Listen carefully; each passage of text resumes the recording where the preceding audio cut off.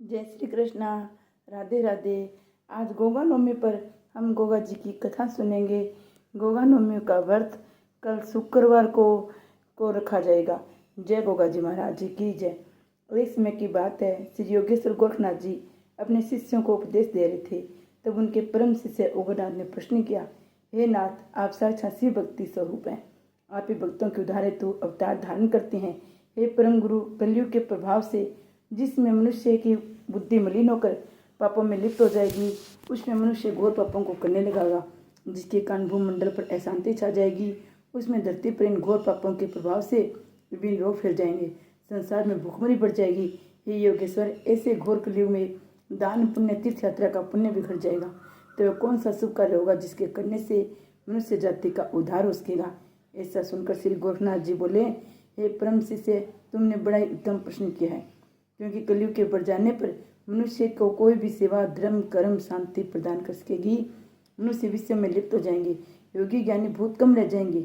ऐसे इसमें मेरी अंश अवतार जाहिरवीर गोगा के व्रत पूजन से ही मनुष्य का कल्याण हो सकेगा। इनके व्रत पूजन से बांझ स्त्री पुत्रवती हो जाएगी, निर्धन धनवान बन जाएंगे, असाध्य रोगी आरोग्य सुख को प्राप्त करेंगे, मूर्ख को भी ब्रह्म ज्ञान की प्राप्ति हो जाएगी।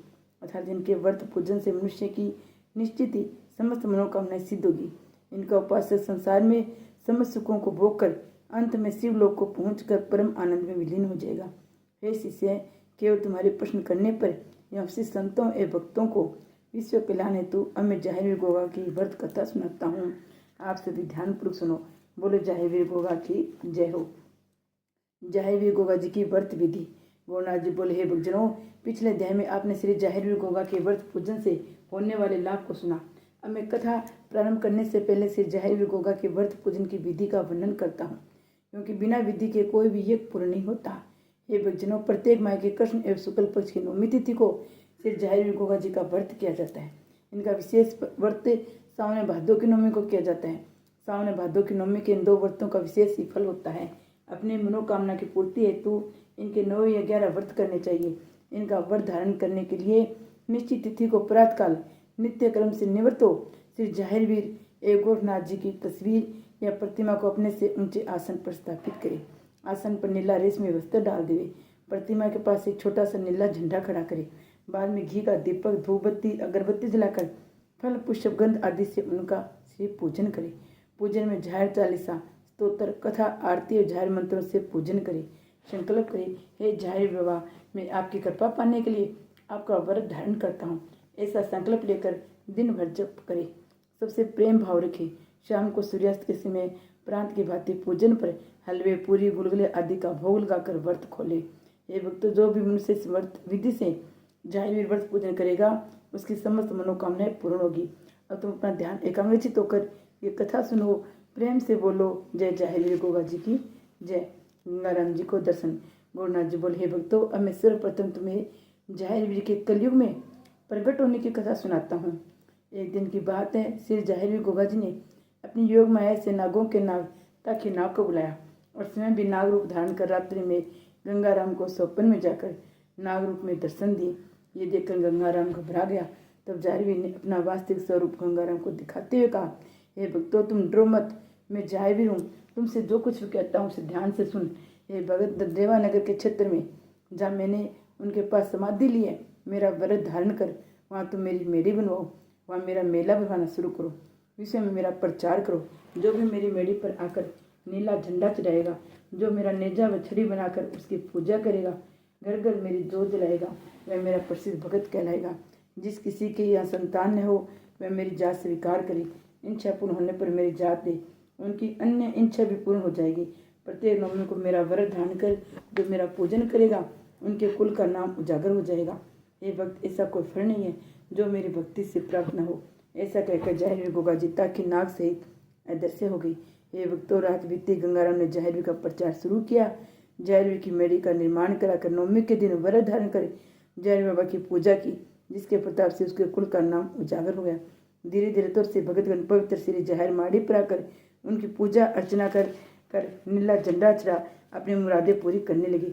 ये भक्तों, आज भी जो सच्चे मन से बागड़ यात्रा जाहिरवीर व्रत पूजन सेवा करता है, उसे मनवांछित फल की प्राप्ति होती है।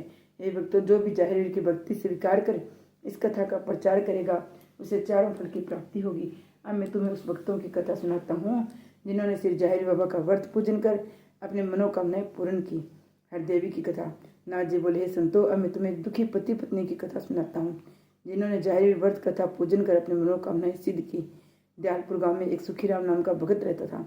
दुर्भाग्य से उसके यहाँ कोई संतान नहीं थी, जिसके कारण सुखीराम और उसकी पत्नी हरदेवी बड़े दुखी रहते थे। एक दिन की बात है, सुखीराम की पत्नी हरदेवी अपने सखियों के साथ जंगल में लकड़ी लेने चली गई। जंगल में जाकर उसकी सखी आपस में बात करते हुए कहने लगी कि जिस दिन इस मांझ के सुबह दर्शन हो जाते हैं उस दिन भोजन तक प्राप्त नहीं होता। यह बात हरदेवी ने सुन ली, मगर अपने सखियों को कुछ नहीं कहा। मन में मन रोते हुए लकड़ी लेकर अपने घर चली आई। शाम के समय जब उसका पति मजदूरी करके घर आया, हरदेवी ने यह बात अपने पति को सुनाई। सुखीराम ने सुनकर बहुत दुखी हुआ। भगवान से प्रार्थना की, हे भगवान, हमारे यहाँ तो एक संतान देकर हमारे सिर से पुत्रहीन होने का कलंक दूर कर दो। ये कहकर दोनों सो गए। सुबह भगवान की प्रेरणा से जाहिर बाबा जोगी का वेश बनाकर हाथ में डमरू लेकर जाहिर गाथा गाते हुए भिक्षा मांगने के बहाने उनके घर आए। सुखीराम की पत्नी से बोले, बेटी, तुम्हारे पास सब कुछ है, पर पुत्र न होने के कारण तुम दुखी हो। मैं तुम्हें एक उपाय कर बताता हूँ, जिसके करने से अवश्य तुम्हारे यहाँ संतान उत्पन्न होगी। जोगीराज बोले, बेटी, तू सावन और भादों की नवमियों के दिन जाहिर बाबा का व्रत रख, विधि पूर्वक किसी जोगी को बुलाकर व्रत का उद्यापन कर। इसके करने से निश्चित ही तुम्हारे यहाँ संतान उत्पन्न होगी। ये कहकर जोगी के रूप में जाहिर विरजे चले गई। ये बात जब हरदेवी ने अपने पति को बताई तो उसने सुनकर बहुत खुशी हुई और खुद भी व्रत रखने का निर्णय लिया।